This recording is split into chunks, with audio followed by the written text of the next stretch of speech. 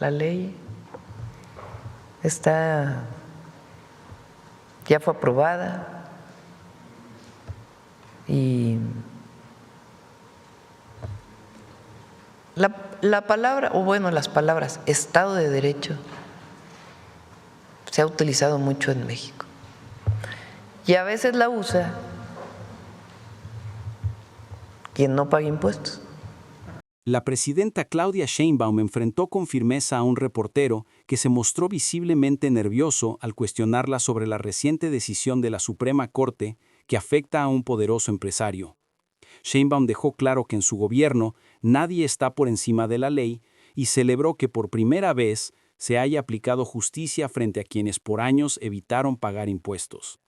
Además, reafirmó que las Fuerzas Armadas seguirán cumpliendo su labor en las aduanas y anunció la modernización con equipos de rayos X para agilizar los procesos, destacando también los avances en el tren México-Querétaro y la protección del patrimonio arqueológico nacional. Presidenta, quiero saber si nos pudieran dar datos. A veces los dueños de predios o los propios campesinos pues se oponen por sus tierras. Quisiera saber cuál es la inversión total que se ha pagado por el derecho de vía y que obviamente pues la ciudadanía ha colaborado para que los trenes pues avancen y que también ahorita voy a hacerle una pregunta al general, si me lo permite. ¿Tienes el monto? ¿Sí tiene?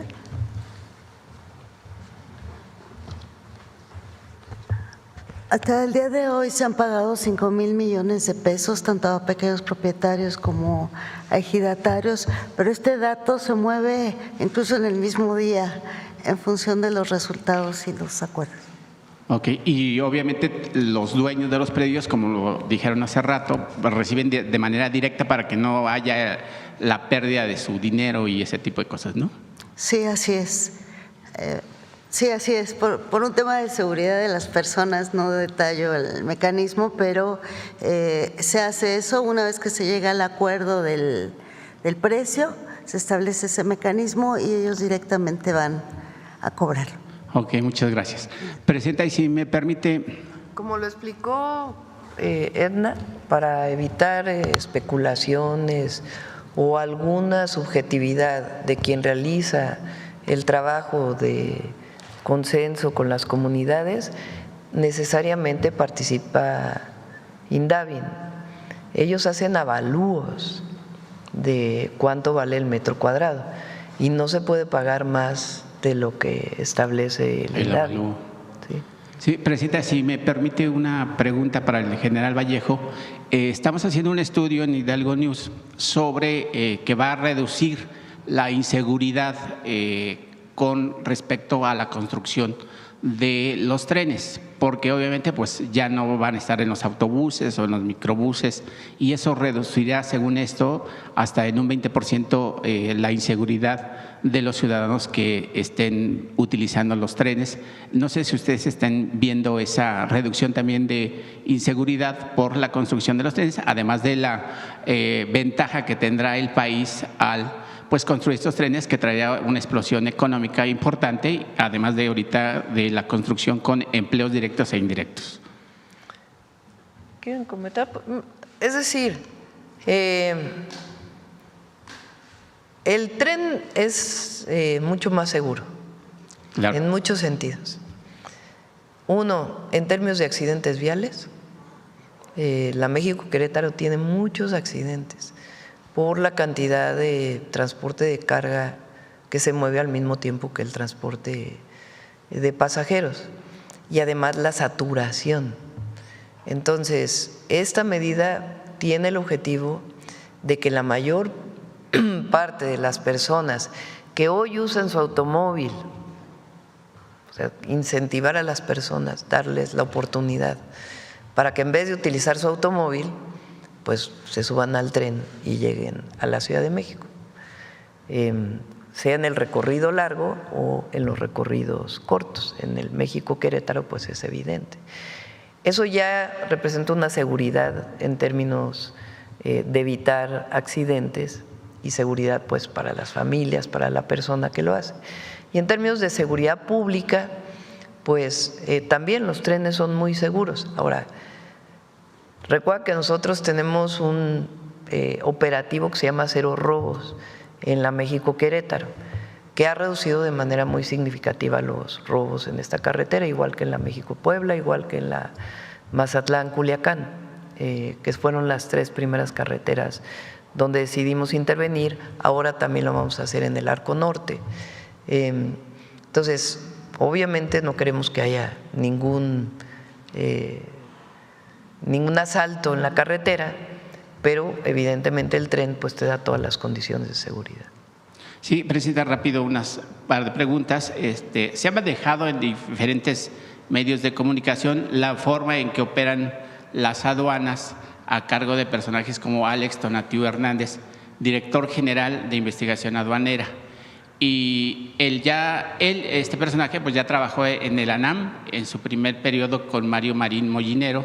Posteriormente trabajó con Horacio Duarte y perteneció al equipo de Juan Carlos Madero Larios y César Alejandro Reina Carrillo, funcionarios vinculados a la red de huachicol fiscal, supuestamente. Existe todo un entramado de pagos en áreas estratégicas y pagos de sobornos a funcionarios de distintos niveles para este tipo de cruce de puntos aduanales sin restricción alguna. Ante la opinión pública se informa que los movimientos que están ocurriendo en las aduanas del país es una estrategia, como usted lo ha dicho, para aumentar la recaudación que le ha dejado muy buenos dividendos al país. Y también se requiere, se dice, aislar al personal militar actualmente encargado de los recintos fiscales.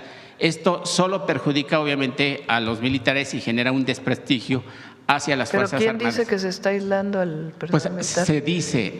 Bueno, eso se dice, pues son rumores. No se ha aislado al personal militar de ninguna de sus funciones en las aduanas, tanto de vigilancia que tienen como las aduanas terrestres están a cargo o de un militar retirado o de un militar en funciones. Y en el caso de las aduanas marítimas es la Secretaría de Marina. Ahora el director de aduanas pues es un civil, pero las responsabilidades están ahí, entonces no se ha aislado a ningún… Seguirá más bien lo que estamos buscando, que es muy importante y por eso es que las revisiones manuales que se hacen a partir de los semáforos, si el semáforo está en rojo, pues se hace una revisión visual, manual de los inspectores de aduanas o del propio SAT. Pues lo que estamos buscando es que la mayoría de las revisiones sean no intrusivas. ¿Qué quiere decir eso? Pues que haya un equipo de rayos X, de rayos gamma, que pueda visualizar qué es lo que hay en el contenido de un contenedor para no tener, incluso se retrasa mucho los tiempos en las aduanas pues por estas revisiones físicas que se están haciendo, pero no es correcto eso de que se trabaje en equipo, como trabajamos en el gobierno, en equipo. Sí, Presidenta, gracias.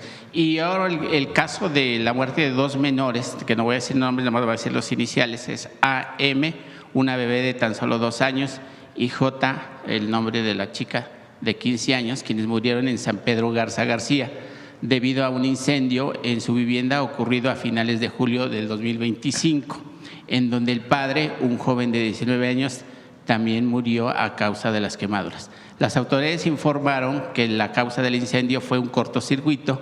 Sin embargo, de acuerdo a conversiones de algunos vecinos, el incendio fue provocado por sujetos de grupos delincuenciales que operan en el municipio de San Pedro Garza García y que, según investigaciones que se han infiltrado en la Secretaría de Seguridad que dirige José Luis Curi, esto por represalias, ya que el joven no accedió a vender supuestamente estupefacientes.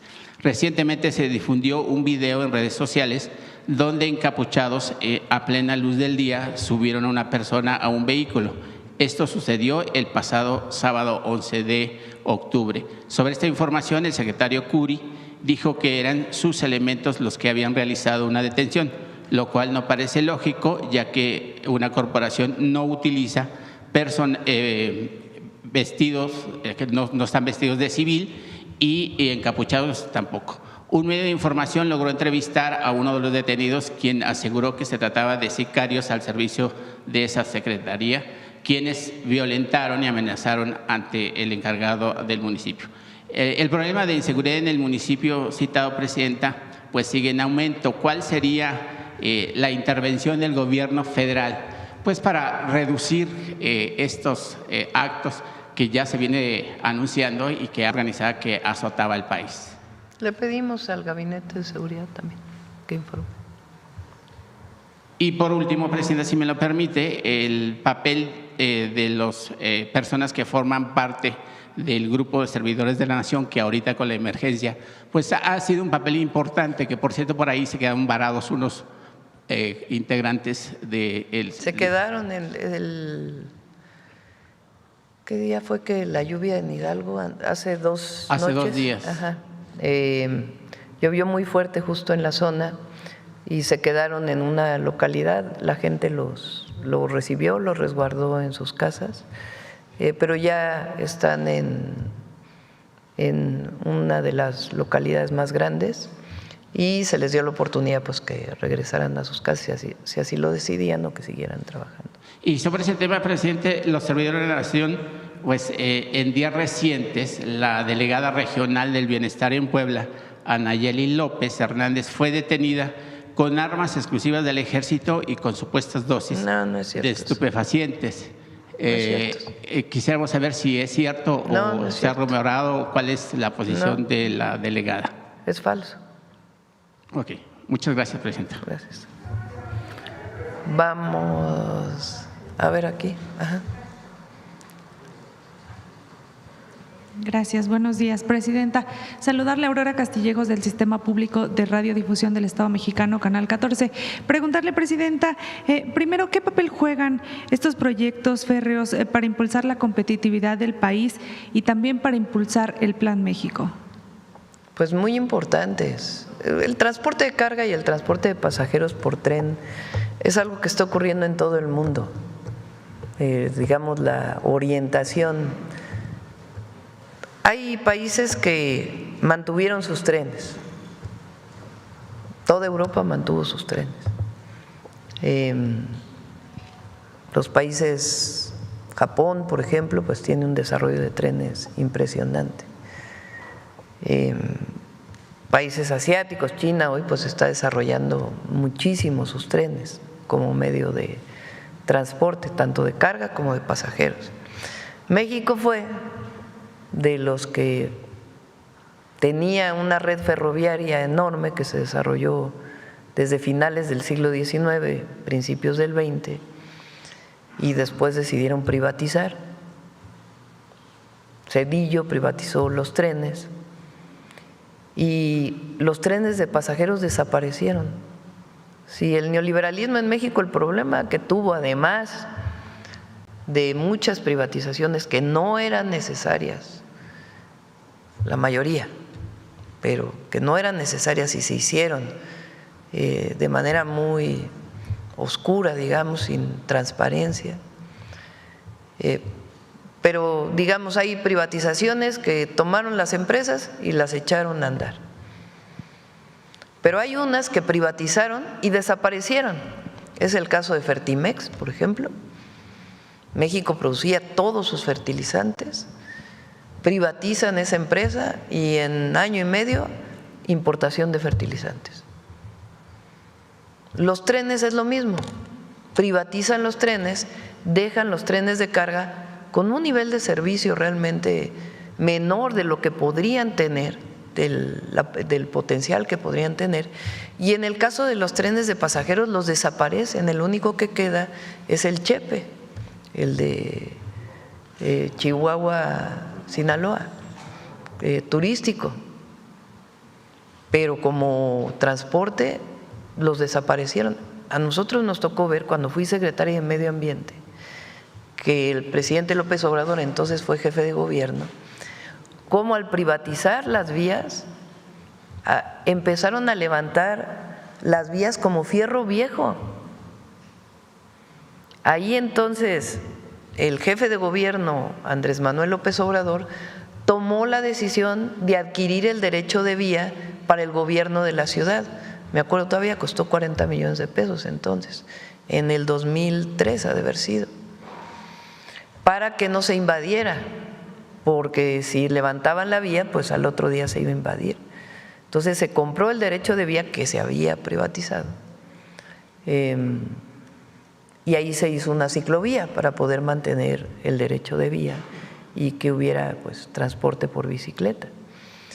Pero es una de esas historias gravísimas del periodo neoliberal, privatización y desaparición. Ahora se están recuperando los trenes de pasajeros. El Tren Maya pues, tiene ya muchísimos pasajeros. Ya vamos a invitar al general Águila y a todo el equipo para que muestren cómo está funcionando. Y ahora, pues además va a ser el Tren Maya de carga, que le va a dar un potencial al sureste impresionante, porque hoy el sureste tiene muchos problemas de conectividad. Entonces, vamos a tener conectada el norte, Ciudad de México hacia el norte, y de Palenque hacia el sureste, el tren interoceánico, y lo que queremos que nos dé tiempo es que aunque sea en el derecho de vía existente podamos conectar México-Veracruz, México-Coatzacoalcos, para que cuando salgamos del gobierno pues esté recuperada la conectividad por tren de toda la República. Entonces, pues es una visión de futuro para el país y claro que está vinculado con el Plan México.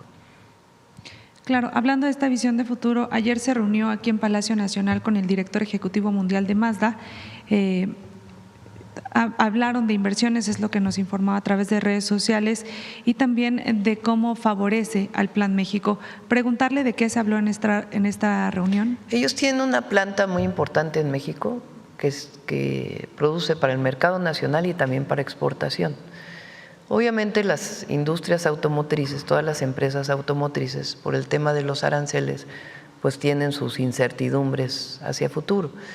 Él planteó que la planta en México va a continuar, lo cual nos da muchísimo gusto, y quería ver nuestra visión de cómo se iba hacia adelante con el tema del tratado comercial y qué es lo que estábamos pensando, por ejemplo, en la regulación ambiental para los vehículos, qué tanto pensamos que se puede incorporar los vehículos eléctricos en nuestro país.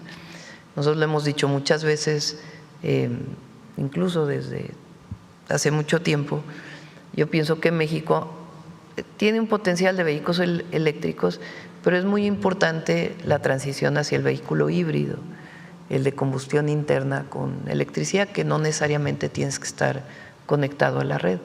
Ellos coincidieron en esta idea, entonces fue una conversación muy buena y pues sobre todo el compromiso de ellos de quedarse en México y seguir trabajando en México y cómo ven a México con un potencial enorme. Gracias. En una pregunta más, Presidenta, me gustaría saber su opinión de lo que sucedió este lunes en la Suprema Corte, que por primera vez se aplicó pues los términos de la reforma a la ley de amparo. Sucedió con uno de los casos que tiene el empresario Ricardo Salinas Pliego, quien buscaba impedir a la ministra Lenia Batres para abordar uno de los amparos, con lo que se buscaba evitar el pago de impuestos. Sin embargo, pues como sabemos, la reforma establece que las ministras y ministros no pueden ser apartados de un juicio por recusaciones o trámites que no inciden en el fondo del caso. Preguntarle su opinión sobre este tema, mandataria. Pues ya, la ley ya fue aprobada y la palabra, o bueno, las palabras Estado de Derecho se ha utilizado mucho en México y a veces la usa quien no paga impuestos o que no paga los impuestos que le corresponderían o para otras cosas, para que la ley esté a favor de algunos que tenían privilegios. Y todo el objetivo de la reforma al Poder Judicial pues es el principio de Juárez, nada ni nadie por encima de la ley. y nosotros somos juaristas. Y México es juarista. Así. Gracias, presidenta. Gracias. Buenos días a todos. Carlos Navarro, de Heraldo Media Group. Presidenta, tras el manejo de la emergencia por las lluvias extraordinarias, donde en una encuesta el Heraldo le da el 65% de la aprobación, ¿usted cómo se siente con este manejo? ¿Considera que puede haber ajustes? ¿Esto es una lección de toquemos madera para temas venideros? ¿Cómo se siente usted en este caso? Lo primero es que hay que ponerse al frente, digamos. No puede uno, frente a una situación de emergencia como esta, decir, bueno, pues allá atiéndanlo y a ver qué resulta. Hay que, sobre todo la labor de coordinación, así como en el tren la labor de coordinación es fundamental, o en las obras públicas, en el caso de atención a una emergencia, la coordinación lo es todo.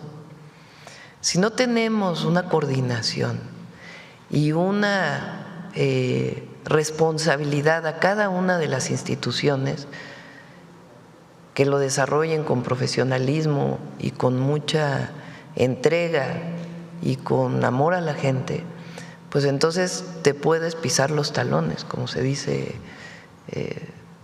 normalmente, o como se dice en esta forma de expresarnos de los mexicanos. ¿Qué quiere decir eso? A ver, si hay que abrir un camino y llega SICT y llega la Secretaría de Obras del Estado y llega el municipio, pues no nos vamos a poner de acuerdo. Entonces, si tenemos tantos caminos cerrados, pues lo primero hay que decir, a ver, a ti Estado te toca esto, a ti SICT te toca esto, a ti te toca esto, Defensa le toca los puentes aéreos de Hidalgo, Marina le toca los puentes aéreos de Veracruz. Es decir, hay que delegar, pero al mismo tiempo bajo una coordinación permanente. Todavía hay muchos caminos que hay que atender. Entonces, todas las noches nos estamos reuniendo para ver qué avance hay, cómo avanzamos, si hay algún problema de falta de máquinas, etcétera. Entonces, es muy importante ponerse al frente de la coordinación con los estados, con los municipios y de nuestro propio equipo, y delegar o dar responsabilidades por zona, más que delegar, dar responsabilidades por zona. Les recuerdo, por ejemplo, en Veracruz, el equipo de Conagua está atendiendo la limpieza de Poza Rica. Mandamos primero a María Luisa Albores a la zona de Álamo, al municipio de Álamo, para encargarse de la coordinación de la limpieza. Todo esto en coordinación con el gobierno del estado. María Luisa ya regresó y ahora se fue Estela Damián para poderle dar continuidad junto con Beatriz Olivares. Sebastián está en El Higo, José Luis Rodríguez está en Tempoal, pero así en distintos lugares. Jesús está encargado de abrir los caminos de una región de Hidalgo y la Secretaría de Obras de Hidalgo está encargada de otra región. Entonces, muy importante la coordinación, lo es todo. Si no hay coordinación, difícilmente puedes saber cuáles son los avances cotidianos. Por otro lado, la entrega del trabajo, lo decía yo, Defensa, Marina, CFE y todos los que están trabajando en campo, los gobiernos de los estados, todos de primera, los 5 gobernadores de primera, o 4 gobernadores y la gobernadora de Veracruz, al frente de los trabajos, siguen desarrollándolo. Entonces hay que ponerse al frente de la coordinación para que las cosas puedan salir. Y lo segundo que es muy importante, pues es también el vínculo con la gente, el saber qué está viviendo la gente y lo que hacen los servidores de la nación, y lo más pronto posible comenzar con los apoyos. Entonces, hay ya experiencia que existía en el Otis, nosotros enfrentamos el Yon, ahí ya vivimos una experiencia distinta, y ahora de lo que estamos haciendo, pues vamos a tener también muchas enseñanzas que se tienen que reflejar en los protocolos de protección civil y en los 4 ejes que yo planteé. 1 es la atención de emergencias, 2 es el apoyo a la población, 3 la fase de reconstrucción, porque después de esto viene la fase de reconstrucción de caminos, de viviendas, de clínicas, de escuelas, y queremos reconstruir mejor que como estaba, No es solamente recuperar lo que había, sino dejarlo mejor. Tenemos que hacer plantas de tratamiento para los ríos, desasolve de los ríos para que recuperen su capacidad de almacenamiento. Y después, pues la revisión de todo el sistema de alertamiento meteorológico y de investigación científica que se hace alrededor de ello. Entonces, estamos trabajando ya en los 4 ejes. Presidenta, el entonces presidente Andrés Manuel López Obrador, en el inicio de su administración hablaba de separar el poder político, el poder económico del poder político. Señalaban algunos analistas, algunos opinólogos que eso iba a generar problemas, pero a su vez vemos este respaldo que da la iniciativa privada en este tipo de emergencias. ¿Qué conclusión sacar de estos hechos, presidente? Hay muchísimos empresarios que saben que ya el pasado quedó atrás y que pueden tener diferencias con el gobierno, porque para eso es la democracia y por eso vivimos en un país democrático. No queremos que todos piensen igual, sería ridículo. Eso sí es un régimen autoritario, obligar a todos a que piensen de la misma manera. No, aquí hay debate político y hay participación y se puede disentir, pero nuestra máxima, que es por el bien de todos, primero los pobres, es en efecto por el bien de todos. Y esa visión la tienen hoy muchos empresarios que pagan sus impuestos, que saben que hay que colaborar. Y en situaciones como estas muchos colaboran, muchos otros no, también. Pero la gran mayoría ayuda de manera desinteresada. Desde despensas ponen sus máquinas y el apoyo que tienen que dar. Ahora, la capacidad del Estado es insustituible, insustituible. Si Defensa no tuviera la cantidad de helicópteros que tiene, no podríamos hacer puentes aéreos. Si el general Vallejo no hubiera adquirido toda la maquinaria que tiene para el Tren Maya que se hizo, para la repavimentación, que hoy están colaborando en la apertura de caminos, pues no tendríamos esa capacidad. Si SICT no hubiera comprado muchos equipos que compró durante este año, pues no tendríamos la capacidad que tenemos. Ahora incluso estamos revisando qué otros equipos tenemos que adquirir, por ejemplo, para el desasolve de ríos, porque está bien que haya contratación del gobierno a privados, pero no podemos depender completamente de eso. Imagínense si CFE no tuviera 100 plantas de emergencia, 200, no sé cuántas tiene en este momento. Hay 60 plantas de emergencia que utilizó para llevar a comunidades aisladas para que pudieran tener electricidad. Imagínense si no tuviera esa capacidad, imagínense si CFE no tuviera postes almacenados para poder recuperarlos de manera inmediata y en un momento dijéramos, bueno, ¿y ahora cómo conseguimos los postes? No, pues a ver dónde los conseguimos y hay que comprarlos. Hay una reserva estratégica de despensas que tiene Defensa, que tiene Marina para atender de manera inmediata.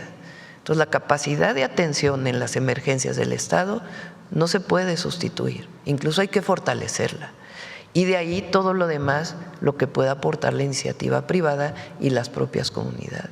Y justo en ese contexto que nos había comentado, ¿cómo va el apoyo de los particulares que nos había dicho?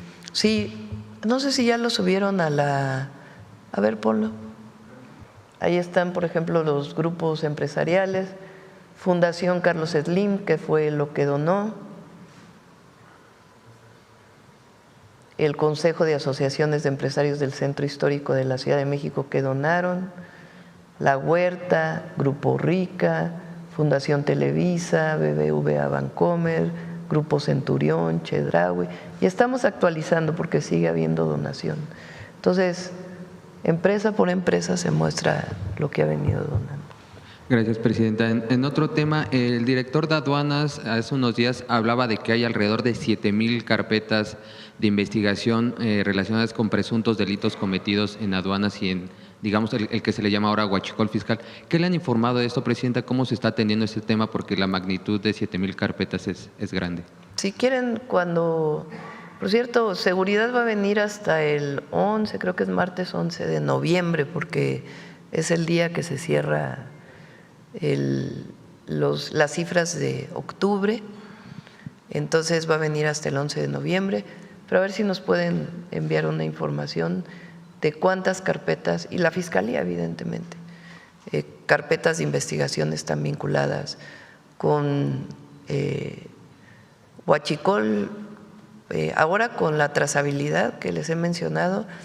Si no traen su identificación, de inmediato se levanta un asunto administrativo y si no, pues se presenta una denuncia penal también, dependiendo de la gravedad. Pero a ver si nos informa el Gabinete de Seguridad. ¿Se abordó esta cifra en la reunión que tienen normalmente los lunes para atender el tema de aduanas, Presidenta? ¿O se ha abordado en las anteriores reuniones? Ese es un grupo de trabajo aparte, que tiene que ver con delitos vinculados con aduanas. Las reuniones que tenemos con aduanas, que ahora pues por la emergencia no la tuvimos, la vamos a recuperar. En realidad hacemos un análisis aduana por aduana, cuánto ingresó el mes pasado, cuánto comparado con los meses anteriores, cuántos pedimentos hubo, si son más o menos pedimentos, el valor de cada uno de los pedimentos, y así vamos analizando la recaudación aduana por aduana.